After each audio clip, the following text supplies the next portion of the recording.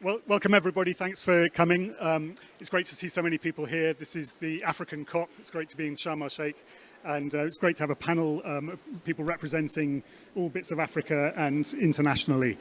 So a couple of quick words, and I think Amalie said practical tools. This session is all about practical tools designed to help institutions in developing countries to step up and also to take advantage of climate finance, but also to be more accountable and transparent as well. So strong focus on practicality. We'll make sure that there's plenty of time for questions in the session, but this is an ongoing dialogue. We feel constrained by time for both sessions, so please do come and talk to us afterwards. A very few quick words. First of all, it's great to have a commitment from this team to work with 25 banks in developing countries over the next year, of which we have 2 banks on the stage here, but several others who are interested in joining that partnership in the audience. And our goal here really is to try and influence at least 500 banks over the next couple of years in order to kind of create a tipping point for what we think. We did a count up, and we think that there are something like 2,500 commercial banks in developing countries, most of whom are not fully engaged in all of the global alliances and all of the announcements. So we're really trying to reach that group of banks and other financial institutions because they play a very important part. They have substantial footprints themselves, but they're also going to be key delivery agents for climate finance. So we want to help them. So that's the first point. Second point, thank you to a whole bunch of different organizations who've helped make this project possible through technical assistance from development finance institutions to developing countries. So in no particular order, DEG, who are in the room, Proparco, the French Development Finance Institution, FMO, the one I used to work for, British International Investment, FinDev Canada, and there'll be some others coming on board, including multinational development banks joining this partnership shortly. Also our technical partners, Stuart Red Queen, Finion and others, and also the Dutch Ministry, who've been supporting Action through their CAP program to reach out to more and more banks in emerging markets and developing countries. Third point about ambition, I don't need to tell any of you about the urgency of moving fast. One of the things we hear from banks a lot is that there just isn't the data, so we can't start reporting yet. So until we report, we can't do a footprint and a baseline, then we can't come up with our plan. Well, our aim with this program is to fast track all of that for banks by getting more timely and more accurate data to use in the model. So we also plan in the next few months to announce a couple of partnerships with near real-time machine learning data providers on emissions, but also on jobs, so that banks can get rid of that argument that it's still too unsure to get started, and get started, because we need people to take action urgently. So it's a big partnership, there's a lot of ambition, and we've got a great panel here, so I'm just going to start off with those, but please do also ask questions as we go. So I'm going to start with Justine from First Round Bank. And I know you've got a couple of other South African banks in the room, but First Round, you're a top 5 bank in South Africa, but also I think a top 3 probably in Southern Africa in terms of taking action on climate and measurement. Why did you sign up to PCAF, and what was interesting about the PCAF JIM partnership, Justine? Sure, thanks Alex. Hi everyone. So we've been measuring our operational carbon footprint for many years. But as a financial institution, that's not where our materiality lies in terms of the emissions and the impact that we have. That comes down to the emissions associated with our loans and investments. So it's a scope 3 category 15 investments. So there was a lot of pressure locally and internationally as a financial institution, how you're going to get to grips with understanding those emissions, how you're going to start measuring it. And there's very little information was around at the time on how to do so. So we reached out to PCAF, or they were looking for members as well to join the PCAF partnership, and they were offering support and advice and more of a collaborative effort and to develop this methodology to measure those financed emissions. It's not just an understanding of our impact on the environment through our banking activities, but also financed emissions speak to risk, and climate risk is a big focus within the group as well. So it speaks to transition risk, carbon pricing, to know what your financed emissions are. So it was the start of a journey. It was a helping hand that was held out to us to say, let's develop the methodology, let's get started, let's walk you through the process, and let's develop this methodology together. Thank you, Justine. Now, let me turn now to Dr. Maysoon Ali from CIB here in Egypt. So now I think you're probably the most recent bank to join PCAF and to sign up to the PCAF JIM partnership. So what do you hope to achieve for CIB? Because anyone who came through the airport, which I guess is unfortunately most of us, you will have seen some huge green billboards from CIB Bank talking about how green it is already. So what more can you get from this partnership?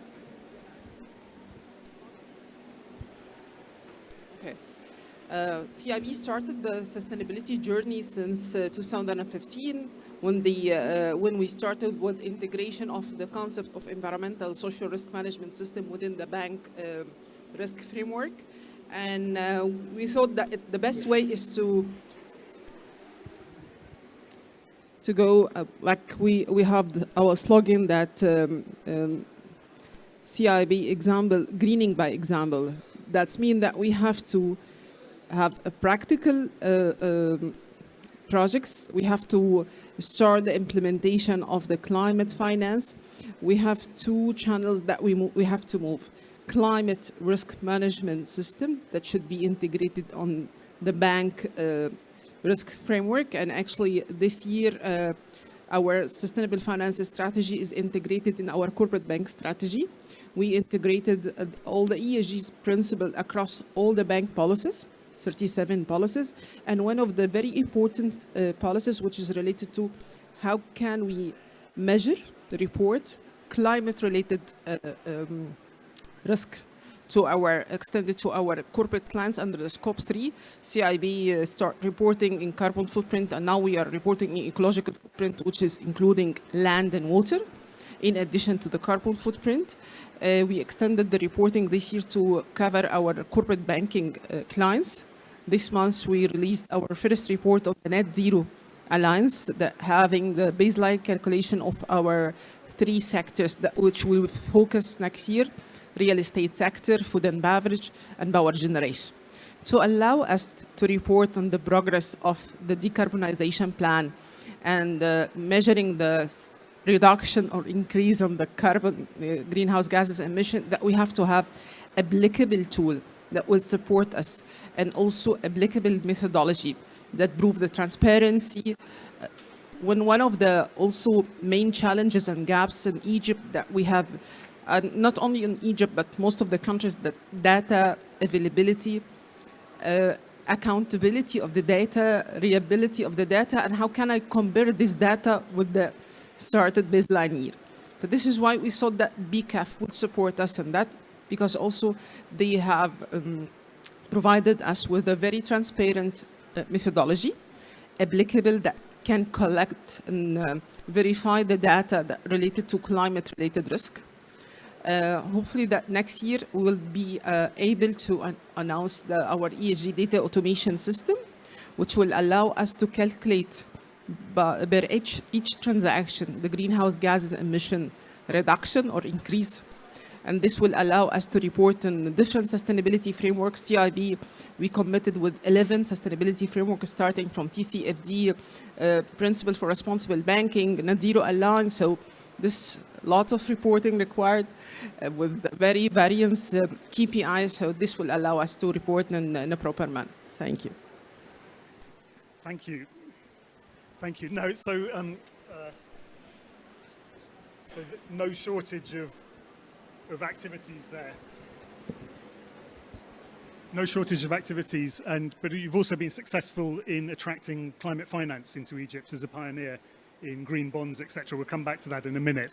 But we now have an Egyptian representative also from PCAF in the room. So tell us a little bit about PCAF. I remember it started, I think, at COP27 with a couple of Dutch banks, kind of more in the sort of agricultural green banks, pretty obscure. Tell us about the last 5 years of PCAF, where you've got up to now, and where you think you'll be heading with this partnership with the joint impact model. Thanks a lot, Masal Ful. I'm happy to be here. I'm happy also to see some familiar faces that we have met before in Egypt. So PCAF started in 2018 in the Netherlands when a group of financial institutions would like to measure their impact in the economy and to measure their financed emissions.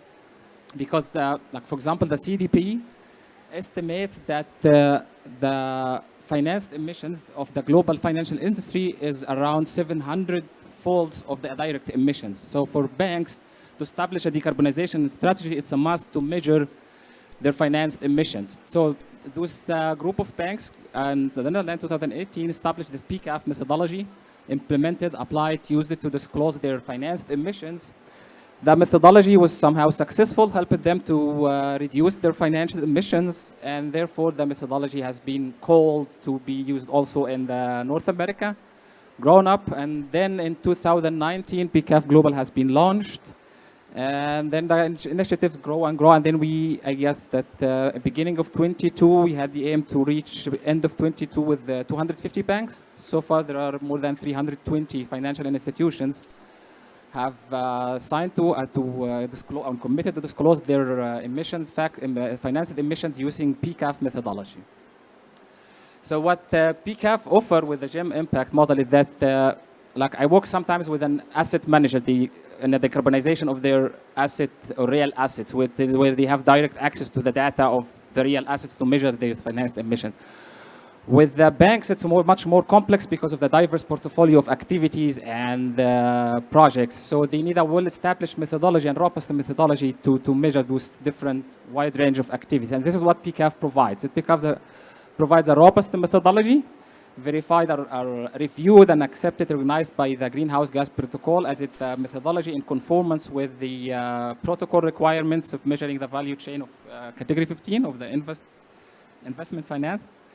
And yeah, and also what we hope from, like PCAF offered that, the methodology offer also a huge database of emissions factor, around 3 million emissions factor, to use it in the methodology.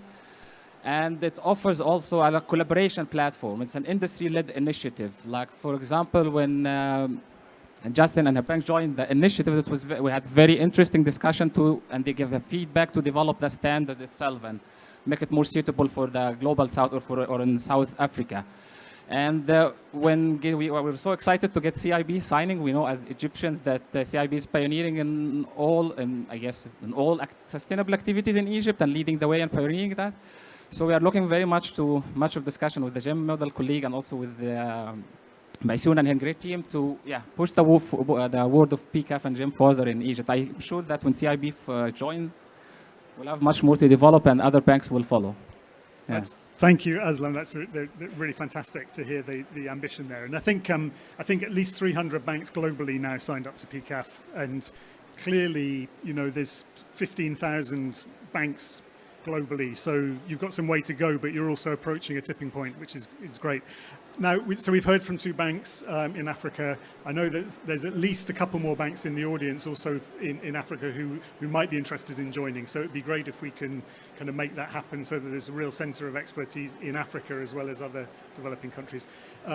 René, we've now moved to the policymakers. René, you're from the Dutch Ministry of Foreign Affairs. Can you tell us a little bit about the Dutch kind of concept here about financial institutions, supporting them in the global south? And kind of, why is it in particular that the Dutch are so innovative in this area? There's so many initiatives coming out of the Netherlands, joint impact model, PCAF, other things.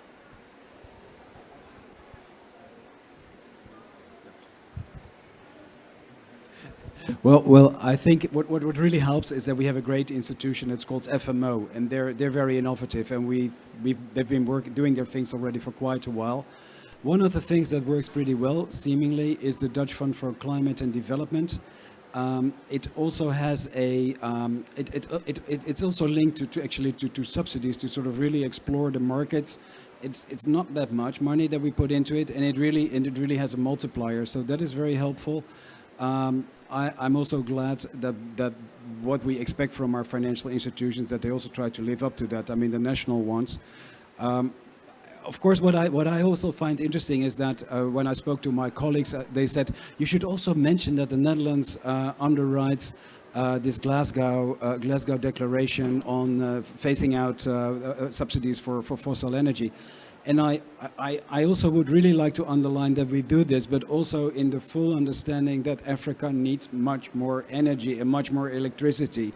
So I'm always a little bit modest that on the one hand we're happy with doing this and no longer subsidizing these projects, but on the other hand I also want to underline in this meeting that we are very, very committed to making sure that Africa gets the energy that it needs. Thank you, René. That's I think it's a really important point. Now, Anis, you're from British International Investment. We used to work together. It's lovely to see you on the panel. So we talked a bit about baselines and getting started on this. Now, BII, I think, kind of did this about 3 years ago. Is that right? Once you get a baseline, how does that help? Is that just an accounting thing and nobody reads it, or how does it actually bring change in the organisation? Yeah. So is this one working? At BII, as you say, we've been doing. Hello? Great. Yeah, at BII, they did a baseline for the last 3 years. We've been looking at the emissions of our portfolio overall. And I think it is the first step in a journey, as you say. I think there's a lot of skepticism out there as to does it really drive change.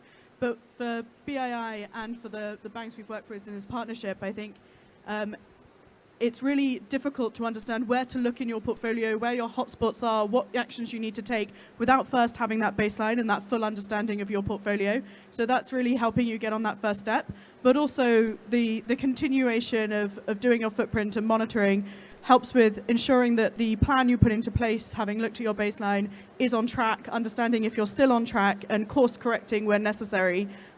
So I think that's how the monitoring really feeds into your decarbonisation strategy.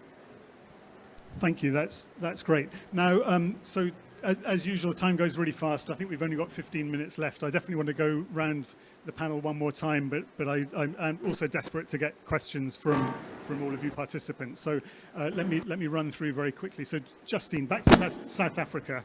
Apologies.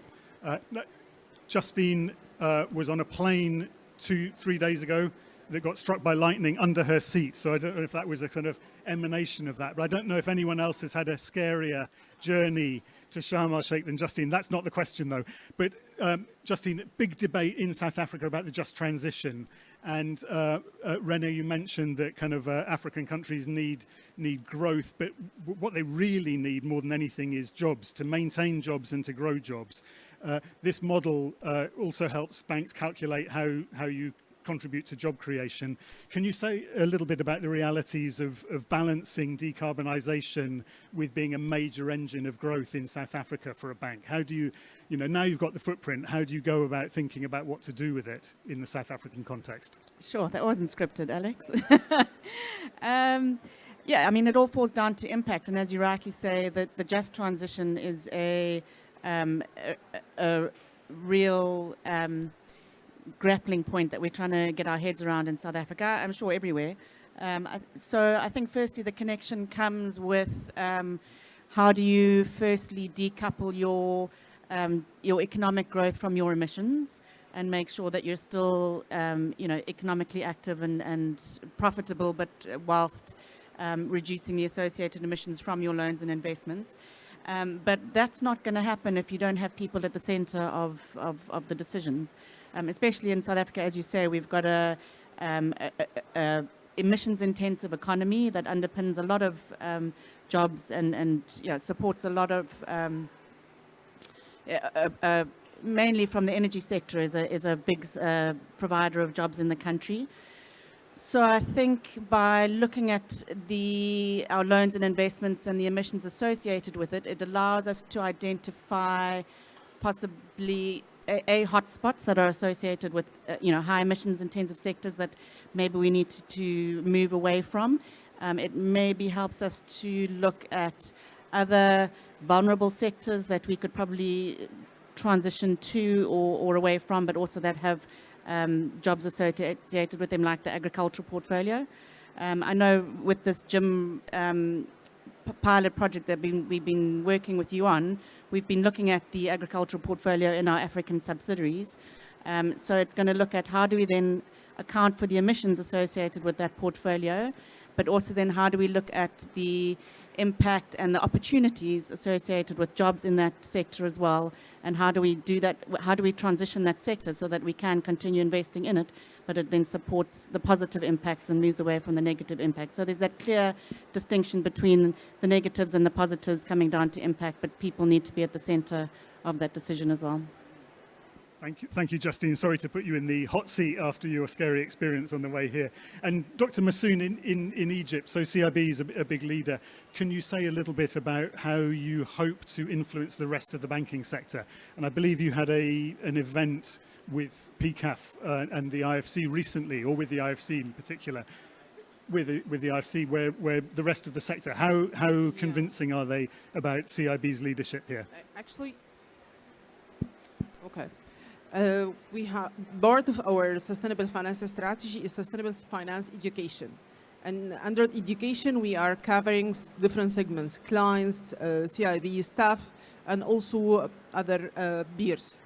Through the cooperation of the banking union, we had several sessions on sustainable finance principles, governance structure, integration of climate change management system and environmental and social risk management system. Also working in a very close with the clients and industry that help us on creating the market demand. CIB issued the first green bond last year with $100 million, focusing on renewable energy, energy efficiency, sustainable transportation. And this month we're going to issue our first impact report. All of the project is under the umbrella of climate finance mitigation and adaptation. We have a success stories under mitigation and adaptation, focusing on green building, and this is one of the areas that I think there is huge demand in the national market, that the industries and also the real estate sector, that they have a significant improvement in their financial model when they integrated the ESG principle and starting working on system optimization to reduce the water, energy consumption, and also material that used during the construction. Also, we have a program called Sustaining Sector Program. This program helping the industries, and we focus this year on 3 sectors to identify challenges and opportunities and to allow us to create different products under the umbrella of climate finance that help and accelerate the process of transition for low carbon economy. In our website, we have our ESG framework manual, our CIB green bond manual, which focus on different areas, starting from industries till transportation, tourism, sustaining innovation solution for energy management system. Yeah, there is a lot of activity, and actually having practice with the sectors, it's the much easier way to convince them to invest in climate finance. Excellent, thank you very much. Now, Eslam, PCAF, so you're based in Berlin, so you're very familiar with European banks, but you're also Egyptian, so you were involved in the session with the Egyptian bank. Is there a big difference between banks in developing countries compared to European, or is everybody on the same journey? And I ask because we sometimes hear from the big global banks that methodologies are still too uncertain, and the standards and the coverage, and there's nothing on mortgages, so we can't start yet. What's holding the majority of banks in the world back from getting started on this? Because let's face it, 95% of global banks and developing country banks aren't doing anything on climate reporting so far. So what's holding them back? Can you hear me? Such a tough question to answer, but just from my experience, what I see the disparities between the two worlds. Like there are 2 main aspects. Like the first thing is that in Europe there are the regulatory frameworks have been developed over the last decade, pushing the banks, financial sectors, and other sectors towards decarbonization, and this has an impact. Like again, giving an example from the real estate sector, like most of the buildings in Europe get the EPC, the Energy Performance Certificate. So if a bank wants to get access to the energy, to the emissions of the mortgage of the real estate asset they finance, it could be done. So that's the big challenge, that there is the So sorry, so it's two things. The regulatory frameworks, the leadership is much stronger, I would say, in the Europe somehow. And the access to the data is more challenging in the global south. I mean, or in Egypt in comparison with Germany, at least. So I leave it with those two differences. We can talk hours about that, but this is sufficient, yeah, for now. Thank you very much. And then a final one for you, René. So the PCAF and joint impact model, probably the smallest bits of technology transfer that have ever been done in the climate space from, if you like, kind of Netherlands and kind of UK and richer nations to the south. You know, I don't know, like $6 million between them so far. What more should and could be done? I mean, everything here is about money and there's not enough of it. For these kind of relatively small amounts of technical support, what more could be done to create more impact? It's obvious that it took a while before Europe really started taking ending pollution with greenhouse gases seriously. We're doing now so we really have to be very clear also towards our financial institutions. And of course what you're alluding to is that we should also, in terms of capacity building, reach out to countries in Africa. That's what we're doing through the IFC, but much more needs to be done. And I also think that in our activities, in our cooperation, we should also allow much more for innovative finance and also rely a little bit more on your financial wizard here on the other side of the circle, to make also sure that ODA is spent in a much more intelligent way, where you really allow for innovative finance. So that's something we could do, and we're very open for discussion. And sorry for being late. It has nothing to do with the importance that I attach to this issue, but just the clumsiness of myself getting from one building to the other.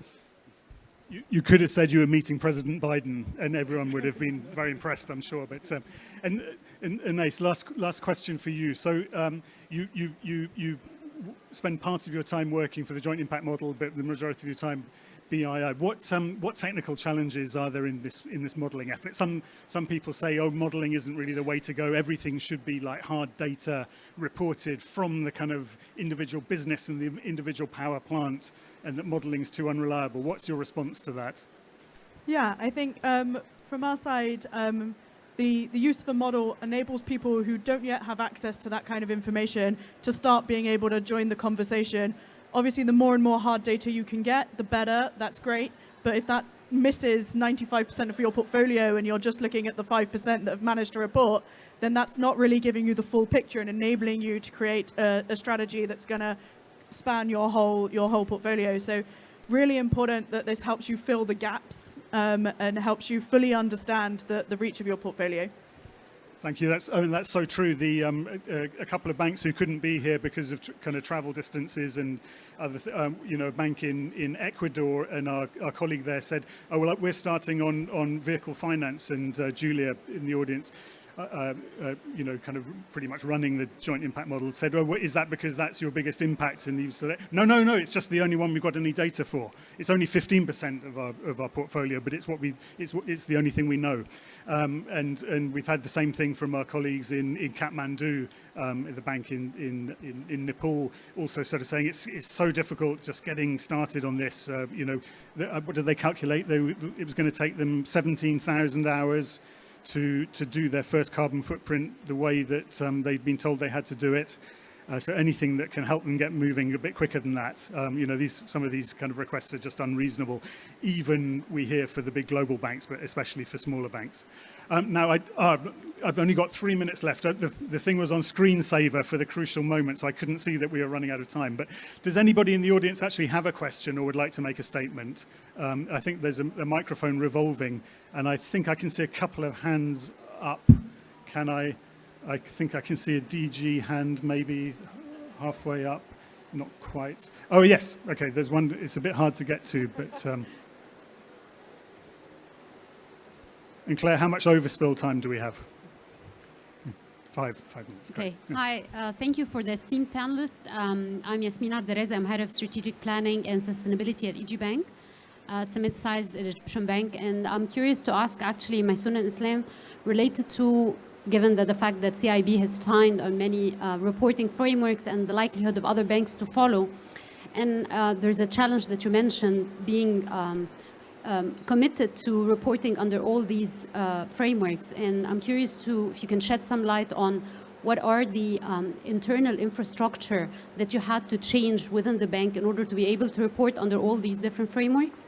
And the other question relates to the positive impact that it has created for you.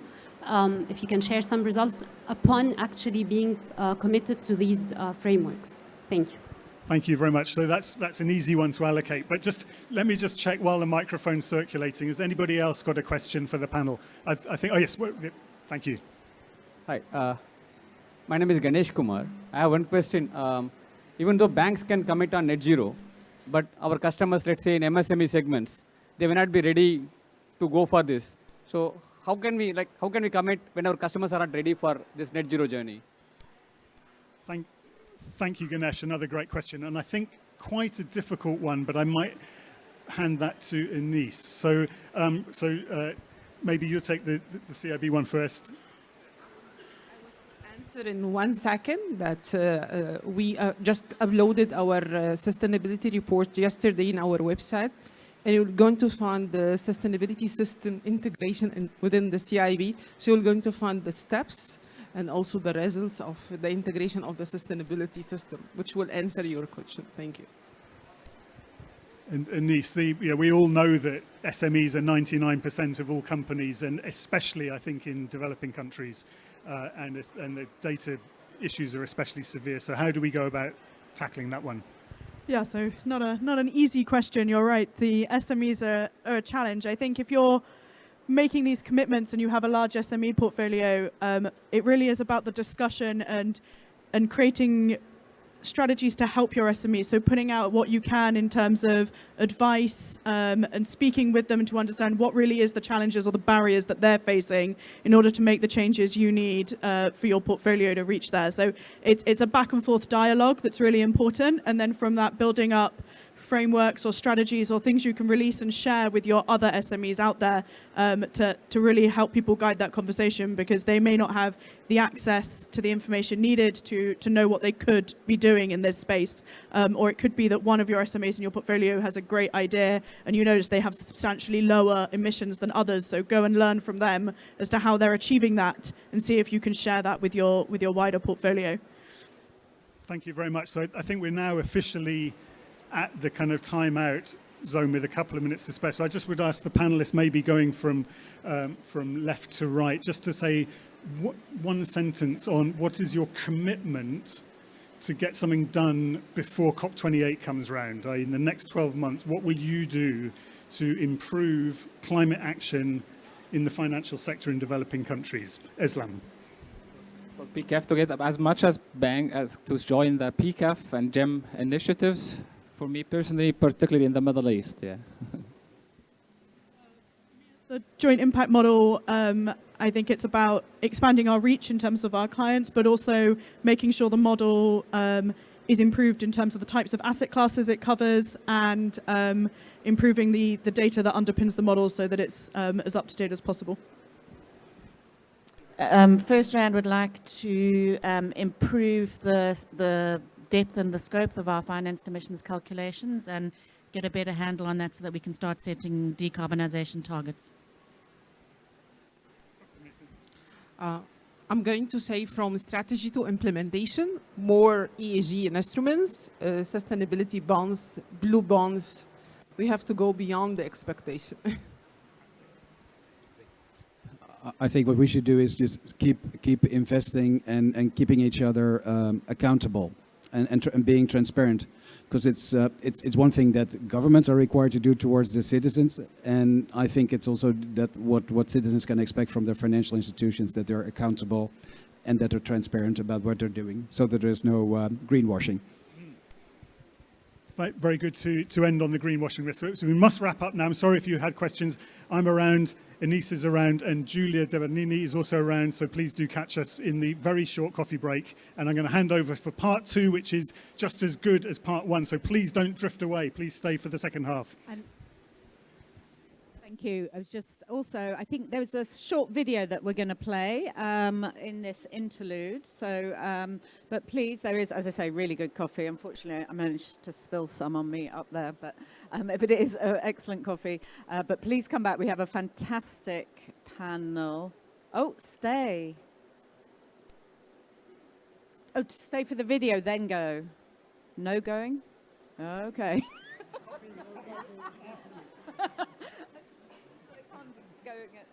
Oh, apparently no coffee. Okay.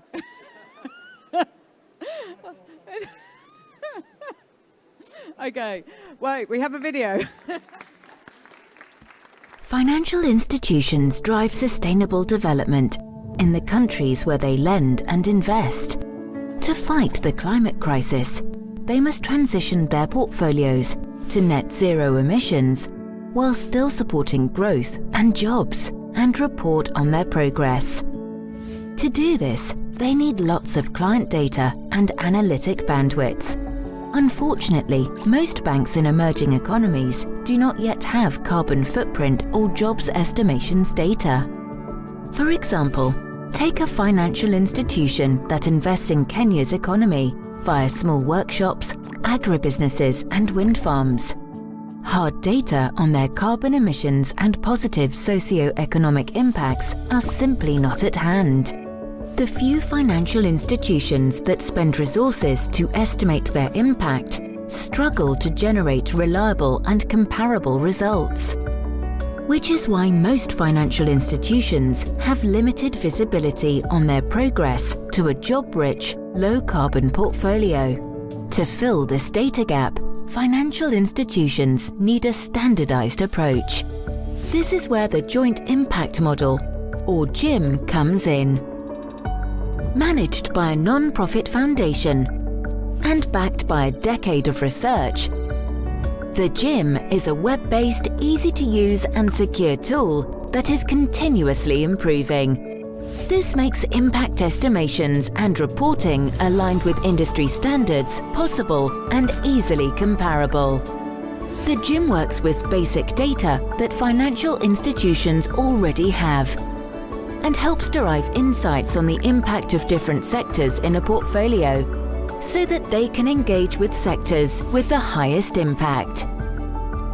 The JIM enables financial institutions to jumpstart their journey to baseline, benchmark, plan scenarios, set targets, and take action in places that need it most. Learn more about the methodology and the JIM Foundation at jointimpactmodel.org.